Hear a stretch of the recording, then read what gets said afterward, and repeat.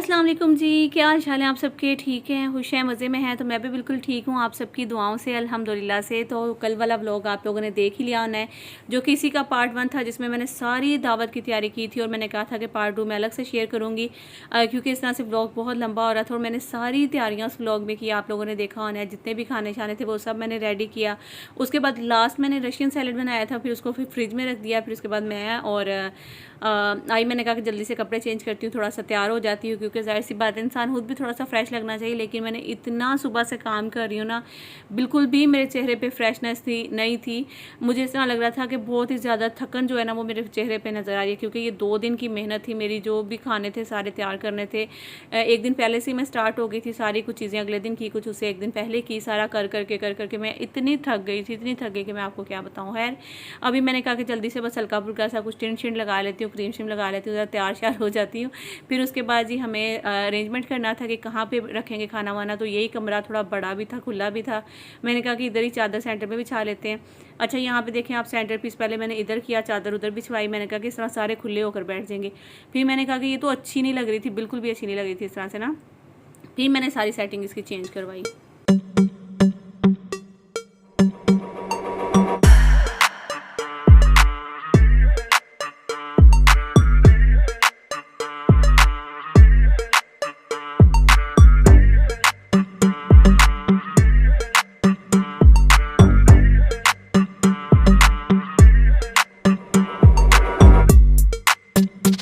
तो जी अभी यहाँ पे मैं आपको बताऊँ कि गर्मी इतनी ज़्यादा थी कि आपको आप आसिफ के कपड़ों से पसीना जो है ना वो नज़र आ रहा होगा, कि आसिफ के कपड़े लाइट थे तो उनका पसीना नज़र आ रहा था, और मेरे कपड़े थोड़े डार्क थे तो इसलिए मेरा पसीना नज़र नहीं आ रहा था।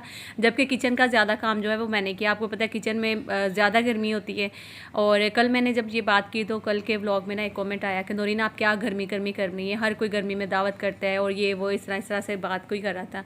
अच्छा, मैं रहती हूँ टॉप फ्लोर पर ना, तो टॉप फ्लोर पर गर्मी नीचे की नस्बत ज़्यादा होती है, मतलब छतें भी गर्म होती है, दीवारें भी गर्म होती है, तो इसलिए वहाँ पे गर्मी बहुत ज़्यादा लग रही होती है। एक तरह से हम लोग समझ लें कि तंदूर में बैठे हुए होते हैं। बस मैंने इसीलिए ये बात की थी कि गर्मी ज़्यादा हो रही थी, और या फिर मैं ये कहना चाह रही थी कि गर्मियों में दावत नहीं करनी चाहिए, हमेशा करें तो वो सर्दियों में करें। क्योंकि मैं दावत करने से थोड़ी ना इनकार कर रही थी, मैं ये कह रही थी कि थोड़ा ठंडा मौसम हो ना, तो इंसान खुद भी थोड़ा फ्रेश रहता है, कुकिंग करने का भी मज़ा आता है। दूसरा, आप जब मेहमान आते हैं तो उनके सामने भी बिल्कुल फ्रेश रहते हैं, तो वो मज़ा आता है। गर्मियों में आपकी हालत इतनी ख़राब हो जाती है, आप घर का खाना ही बहुत मुश्किल से बनाते हो, तो दावत तो फिर आपको पता बड़ी दूर की बात हो जाती है। तो जी बस यहाँ पे अभी मैंने बर्तन जो थे डिवाइडर से निकाले सारे, और इनको साफ़ कर रही थी। वैसे तो धुले हुए थे, साफ़ भी थे, लेकिन मैंने कहा कि कपड़ा एक दफ़ा लगा देती हूँ सारे कपड़ों को। बच्चे मेरी हेल्प कर रहे थे, साथ आसी भी लगे हुए थे, सब हम मिलकर लगे हुए थे कि बस अब मेहमानों ने जल्दी से आ जाना है और हमारे काम सारे बस टाइम से ख़त्म हो जाए।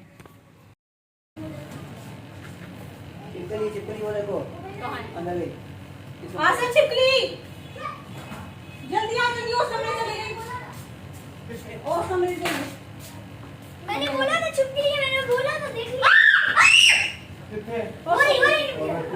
यार मामा मेरा तो जी वैसे तो आप लोग समझ गए होंगे कि यहाँ पे हुआ क्या था, कि एकदम घर में जब छिपकली नज़र आती है तो हम सारे घर वाले शोर करने लग जाते हैं। तो एक आसिफ भी बहादुर हैं जो कि आते हैं, फटाफट उस छिपकली को या मारते हैं या घर से बाहर निकाल देते हैं ना। तो जैसे ही छिपकली नज़र आई तो बच्चों ने भी शोर करने शुरू कर दिया, और मैंने भी शोर कर दिया, और आसिफ फटाफट आए, उस छिपकली को बाहर निकाल दिया था। अल्लाह का शुक्र है कि हमारे घर में कोई भी छिपकली नहीं है। जैसे ही छिपकली घर में आती है तो उसको हम फ़ौरन से बाहर निकाल देते हैं। तो है जी, अभी मैं शामी बनाने लगी थी, क्योंकि शामी जो है फ्रीज़र में से काफ़ी देर से निकाल के बाहर रखे हुए थे, और उसके बाद ना आपको पता है जैसे फ्रीज़र में से निकाल दें तो वो थोड़े नरम पड़ने लग जाते हैं। तो मैंने यहाँ पे ना थोड़ा डीप, मैंने कहा कि इनको फ्राई करके ना फटाफट से निकालूंगी, और दूसरी साइड पे तवा रख लूँगी, ताकि यहाँ से फ्राई करके ना तवे के ऊपर रखती जाऊँगी। तवा गर्म होगा तो शामी भी गर्म लेंगे, क्योंकि अभी तक मेहमान तो आए नहीं थे, लेकिन मैंने शामी काफ़ी देर से निकाल रखे हुए थे भाई ना। यहाँ पर मैंने ब्रेड क्रम्स भी ले लिए, और मैं जो चिकन पोटैटो बॉल्स हैं ना उनके ऊपर लगा के अंडा लगाऊंगी, फिर ब्रेड क्रम्स लगाऊंगी, उनको भी ऐसे फ्राई कर लूँगी। तो कल के व्लॉग में तो आपने सारा देखा जो भी मैंने प्रिपरेशन की थी अपने दावत की, और आज जो है बस उसको समझ लें कि एक प्रेजेंटेशन है जो कि देनी है, दस्तरखान लगाना था और सारे खाने जो हैं आगे पेश करने थे गर्मा गर्म।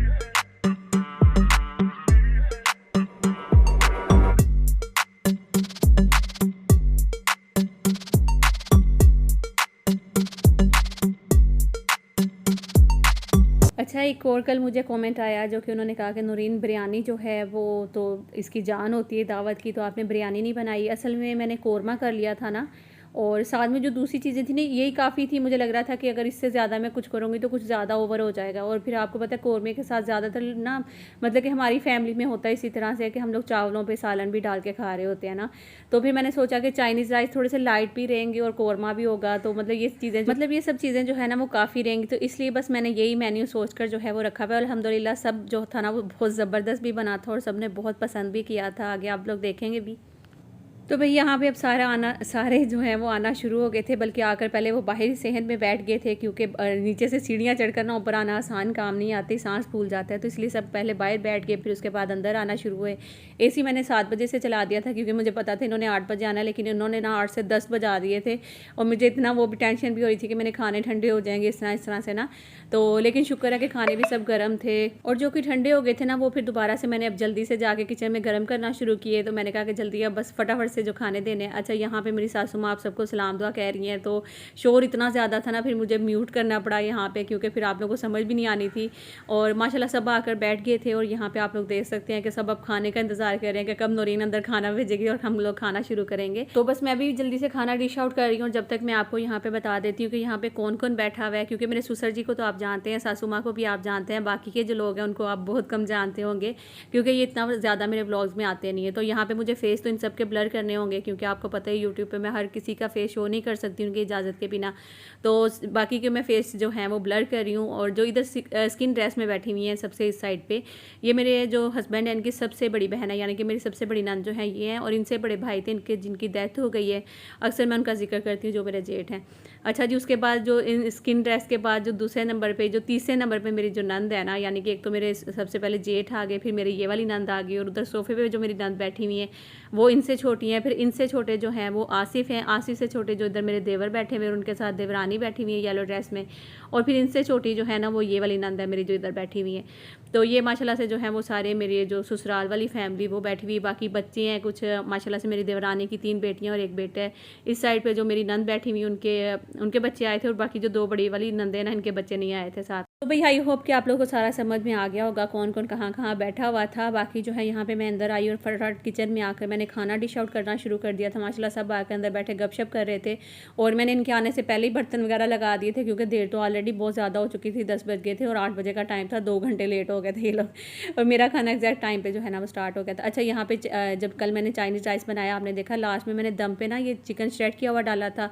और दूसरा मुझे एक कमेंट आया था कि नूरीन कोरमे में आपने अदरक लहसुन किस टाइम डाला था, तो अदरक लहसुन मैंने जैसे ही गोश्त डाला था ना साथ ही मैंने डाल दिया था। व्लॉग शायद में प्रॉपरली जो है ना वो मैंने नहीं हुआ, कुछ सीन जो है वो मिस हो गए थे, क्योंकि मेरा ना हर तरफ ध्यान था, खाना ना ख़राब हो जाए, खाने की तरफ भी व्लॉग की तरफ भी। आपको पता है एक एक चीज़ जो है वो फिर सारी करनी पड़ती है, तो इस वजह से बस वो शायद क्लिप जो है मिस हो गया था। चलिए अब खाना अंदर रखते हैं, सब बैठे इंतज़ार कर रहे हैं। अच्छा, यहाँ पे मेरी एक नंद को आप देख सकते हैं कि वो मोहम्मद को लेके खड़ी हुई है। तो मोहम्मद से ना इनको बहुत ही ज़्यादा है, जब भी आती है ना तो आती ही फ़ौरन से मोहम्मद को आवाज़ें देने लग जाएंगी और लेकर बैठ जाएंगी, और फिर इससे बहुत ज़्यादा प्यार करती हैं। और ना जब ये इससे लेकर बैठती हैं तो थोड़ी देर बाद बोलती हैं कि इसका दूध कहाँ है, दूध लेकर आओ, इसको दूध दो, इसको साबुदाना दो, या फिर इसको सीरियलैक वगैरह दो। तो हम हंसते हैं सारे, हम कहते हैं कि बाजी जब भी आप आती ना तो मोहम्मद को बुलाती, मोहम्मद के साथ ही आप कहती इसका दूध भी लेकर आओ, इसका साबुदाना। तो मोहम्मद बड़ा खुश होता है कि मेरी फुप्पो आ गई हैं, और मुझे बस वो थोड़ी थोड़ी देर बाद कुछ ना कुछ खिलाती रहेंगी ना। तो ये माशाल्लाह बहुत ज़्यादा इससे प्यार भी करती हैं। और छोटे होते में मेरे जितने भी बच्चे थे उन सब में से सबसे छोटा यही था जिसकी ज़्यादा अटैचमेंट फुप्पो के साथ भी है, और फुप्पो की इनके साथ भी। बाकी मेरे बच्चे जो बड़े वाले थे वो 2 तो अम्मी के घर हुए थे, 2 यहाँ पे हुए थे। तो उस टाइम में मेरी नंद वगैरह यहाँ पे कोई भी नहीं थी। तो अभी ये माशाल्लाह से जब भी आती हैं इसको पकड़ती हैं तो इससे बहुत ज़्यादा प्यार भी करती हैं। तो मोहम्मद भी बड़ा खुश होता है बाकायदा देखकर बाजी को ना। तो बस जी यहाँ पर खाना वाना सब लगा दिया, अब सब खाने लगे थे।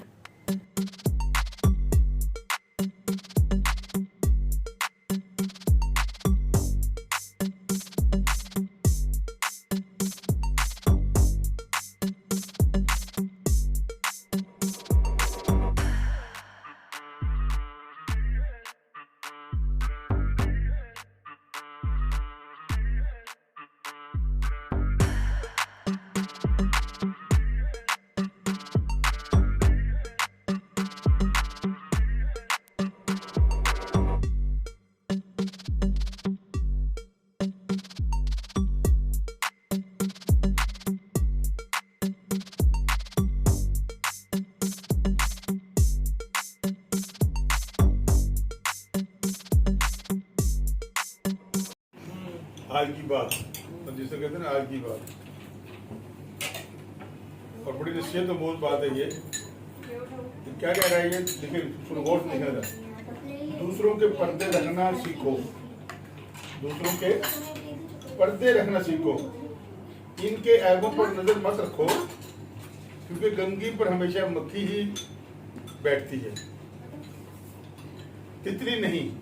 लिहाजा फसाद फैलाने वाले मत बनो, दूसरों के घर अंधे बनकर जाओ, दूसरों के घर अंधे बनकर जाओ और बहरे बनकर निकलो।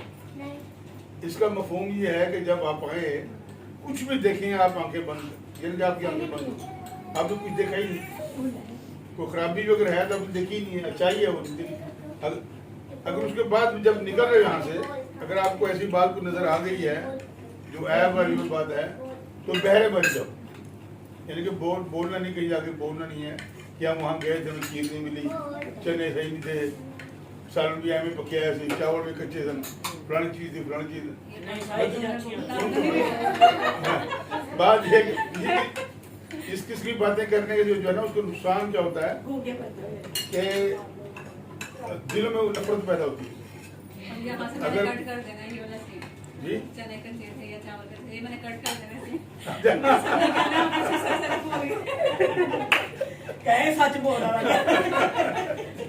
नहीं, मैं तो बात जो करते ना देखो कहना अंधे बनकर जाओ और बहरे बनकर निकलो। असल लफ्ज ये है कि जब कोई किसी घर में जाए तो समझिए अंधे बन जाओ और जब वहां से निकल जाओ तो बहरे, यानी कि कोई डिस्कस ना करेगा। मैंने सुबह ही आपका ये स्टेटस पढ़ लिया। तो पढ़ी है ना? चलो मेरी बात ये स्टेटस लगे हुए चावल मैंने तीनों पढ़ लिए। ये चावल बिल्कुल साफ कि आप ये सोचें जरा इसके बारे में जरा कि हमें जो है ना ये चीजें सारा पता सारा काम राज लगे था। ये आप निकाल ले।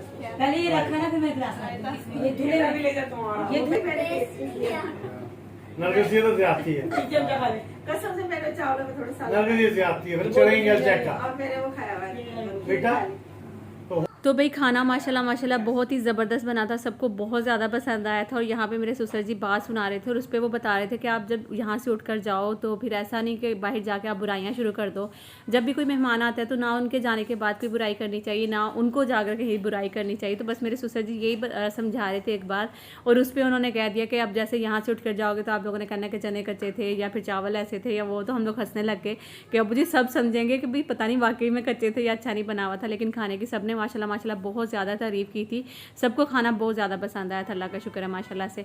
और अच्छा अब ये किचन की हालत ज़रा आप चेक करें, इतना ज़्यादा किचन भर गया था बर्तनों से। अब मैं फटाफट से ग्रीन टी रखने लगी थी सबके लिए, थोड़ी देर बैठी गपशप की और अभी ग्रीन टी बनाऊंगी। फिर उसके बाद जो ड्रेसेस है मेरी जो मतलब मेरी नंदे हैं जिनके लिए मैं ड्रेसेस वगैरह लेकर आई हूँ, तो वो फिर उनको देने हैं कपड़े वगैरह। तो अल्लाह करे बस इनको पसंद आ जाए, फटाफट से ग्रीन टी बनाती हूँ। बाकी के जो बर्तन थे वो मारिया के साथ थोड़े समेट के सेट करके लगा दूँगी, क्योंकि उसने तो पूरा किचन ही फैला दिया, अंदर से उठा उठा के ला के ना वो सारे किचन फैला दिए थे बर्तन ना। तो बस मैं इसको यही समझा रही थी। अब फटाफट से मैं ग्रीन टी बनाती हूँ, फिर अंदर चलते हैं, चलकर फिर इंशाल्लाह आपको दिखाती हूँ जो नंदों को सूट देती है। आप लोगों ने बोला है कि नौरीन ग्रीन टी की रेसिपी तो जाते जाते देती जाती कि ग्रीन टी में क्या क्या चीज़ें ऐड की हैं। बाकी तो मैंने पानी रख दिया, आप लोग देख सकते हैं उधर पतीली में डाल के ग्रीन टी के लिए। उसके अलावा मैं इसमें सौंफ डाल दी है अभी, और दालचीनी के 2-3 टुकड़े जो हैं छोटे छोटे वो डाल देना, छोटी इलायची जो होती है वो डाल देना। बस ये डाल करना, इसके बाद मैं इसको पकने के लिए रख दूँगी। सौंफ भी आपको पता है अच्छी होती है, पेट में गैस वगैरह नहीं होने देती है, या फिर दालचीनी भी अच्छी होती है और छोटी इलायची तो वैसे ही अच्छी होती है, ठीक है ना। ये सारी चीज़ें आपको पता ही होना है। खैर बाकी मैं कावे में जो है ना ये चीज़ें लाजमी डालती हूँ। अब कभी कभार तो जब मैं अपने लिए बनाती हूँ उसमें थोड़ी बहुत अजवाइन भी डाल लेती हूँ, वो भी अच्छी होती है। तो ये सारी चीज़ें डालने के बाद मैं इसको पकने के लिए रख रही हूँ। बाकी जो बर्तन है वो सारे सेट कर करके मारिया को दे रही थी। प्लेट सारी मैंने एक साइड पे की, चम्मच एक साइड पे, ग्लास सारे एक साइड पे करके फिर मैंने उसे बोला कि अब थोड़े थोड़े करके धोती जाओ बर्तन, आसानी होती रहेगी। और मैं दूसरी अभी बस ग्रीन टी बनती है, फिर अंदर चलते हैं, चलकर कुछ बातें शातें भी करेंगे। बल्कि एक मेरी नंद जो थी ना वो तो खाना भी पता नहीं ठीक से खाया या नहीं खाया, वो उठ करना इसी तरह चली गई थी। तो पता नहीं क्यों चली गई थी वो, मुझे खुद भी समझ में नहीं आया। उसका मूड कुछ थोड़ा बहुत ऑफ लग रहा था। मैंने इतनी ज़्यादा मेहनत की थी ना, मुझे उस पर थोड़ा सा गिला भी है। इंशाल्लाह अब दोबारा कभी मैं मिलूंगी ना उससे तो मैं उसे ज़रूर बोलूँगी कि मैंने इतनी मेहनत की थी और तुम खाने से उठ कर क्यों चली गई थी।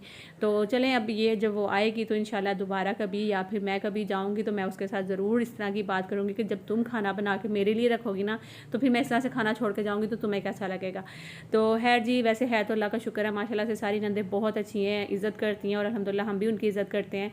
तो बस इसी तरह से होता है कि प्यार मोहब्बत से जो वक्त गुजर जाए वही अच्छा होता है। अगर आप मुँह बना आके गिले शिकवे करके एक दूसरे से बैठे रहेंगे तो उसमें किसी का कोई नुकसान नहीं है। आप अपनी ज़िंदगी में खुश, वो अपनी ज़िंदगी में खुश, हर कोई अपने वो लगा रहता है। तो बेहतर ये कि एक दूसरे से मिलना जुलना, खाना पीना, हंसना खेलना, वो वक्त गुजर जाए तो वो हमेशा याद रहता है। फिर दोबारा कभी भी उस वक्त को याद करके तो फिर बहुत अच्छा लगता है कि उस टाइम पर हम इकट्ठे हुए थे और हम लोगों ने कितना इंजॉय किया। इस तरह ये सारी चीज़ें जो है ना वो बस याद रह जाती हैं। है ग्रीन टी में मैंने जो वो डाला था सौंफ वगैरह, दालचीनी, छोटी इलायची, उसको पकाने के बाद फिर मैंने उसमें ग्रीन टी डाली। अभी ग्रीन टी कपों में डाल के साथ में मैंने लीमू काट के रख लिए थे और चीनी रख ली थी साथ में मैंने। जिसने लीमू डालना होगा वो लीमू डालेगा, जिसने चीनी डालनी होगी वो चीनी डालेगा अपनी अपनी मर्ज़ी से। उस हिसाब से फिर सब ग्रीन टी पी लेंगे। अभी यहाँ पे सबको ग्रीन टी दे दी थी और सब बैठे बातें कर रहे थे और मेरी 2 नंदे बैठी हुई थी। एक तो मैंने जैसा कि आपको बोला कि खाने के दौरान ही चली गई थी और बाकी जो है वहाँ, अच्छा अब ये ना कोई सोच ले या समझ ले कि शायद हमारी कोई लड़ाई हुई है या नंद को कोई इस तरह से मुझसे गिले या मुझे उससे, क्योंकि अब कुछ लोग ना कमेंट करते हुए भी नहीं सोचते, वो सोचते हैं कि शायद हाँ आप ही बुरी होंगी या फिर आपकी नंद ऐसी या आप ऐसी।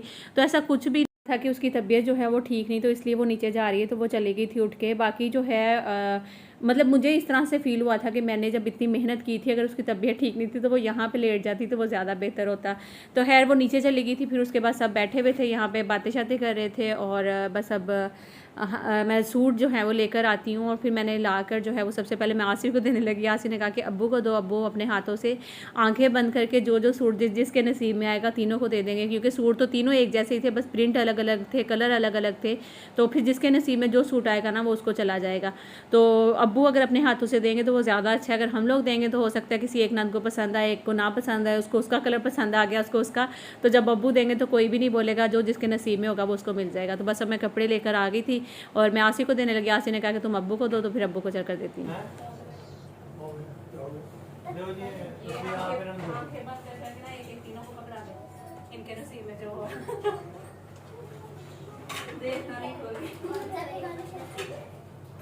वीडियो नहीं लेंगे।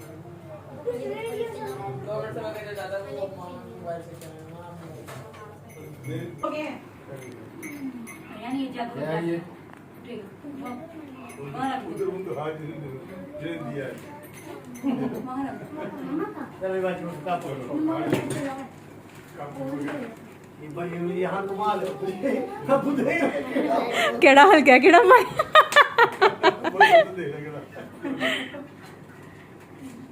चलो जी आप तो भाई दोनों नंदों को सूट दे दिए थे मेरे ससुर जी ने। और जो ये वाला बेटा है मेरी नंद का, वो मेरी नंद तो चली गई थी, फिर उसके बेटे को सूट दे दिया था।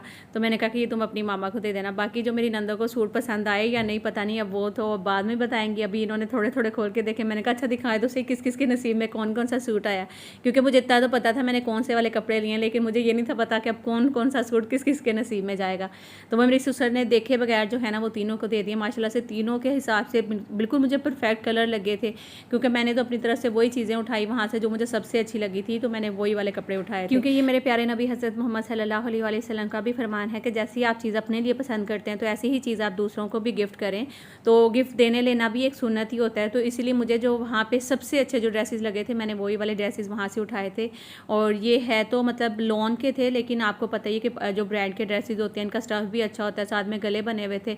और ये इनकी प्राइस अगर आप लोग पूछेंगे तो इनकी प्राइस जो 3200 एक सूट की थी, तीनों सूट मैंने एक ही सेम ही रेंज में लिए थे और तकरीबन सेम ही थे सूट, कोई भी फ़र्क नहीं था। नंद जो है वो गिला ना करे कि उनको ऐसा सूट दिया मुझे ऐसा दिया, तो इसलिए तीनों को बराबरी में रखकर जो है वो कपड़े दिए। आई होप कि आप लोग को आज का व्लॉग मेरा अच्छा लगा होगा। अगर अच्छा लगेगा तो लाइक शेयर एंड सब्सक्राइब कर दीजिएगा। इंशाल्लाह मिलती हूँ नेक्स्ट व्लॉग में। और न्यू आने वाले प्लीज़ ज़रूर सब्सक्राइब करिएगा और जो मेरे व्लॉग को देखते हैं वो लाइक ज़रूर करिएगा। अल्लाह हाफिज़ जी, अपना बहुत सारा ख्याल रखिएगा।